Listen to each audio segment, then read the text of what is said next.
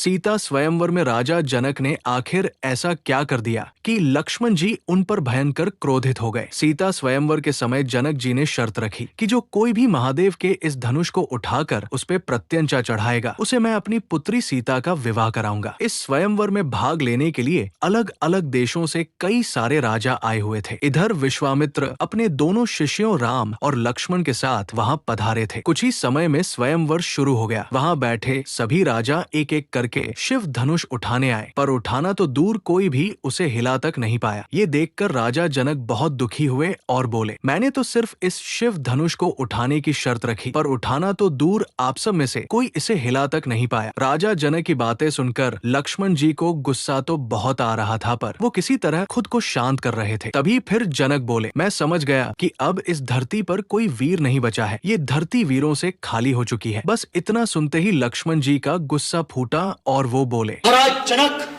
जिस सभा में रघुवंशियों में से एक भी बैठा हो उस सभा में इस तरह की बात करने का कोई साहस भी नहीं करता, और आप तो रघुकुल नंदन श्री राम के सामने वीरता की चुनौती दे रहे हैं। मुझे मेरे भैया के चरणों की सौगंध, अगर मेरे गुरु मुझे आज्ञा दे तो ये पुराना खेल धनुष क्या चीज है, मैं पूरे ब्रह्मांड को गेंद की तरह उछालकर इस तरह रखूं कि इसके टुकड़े टुकड़े हो जाएं।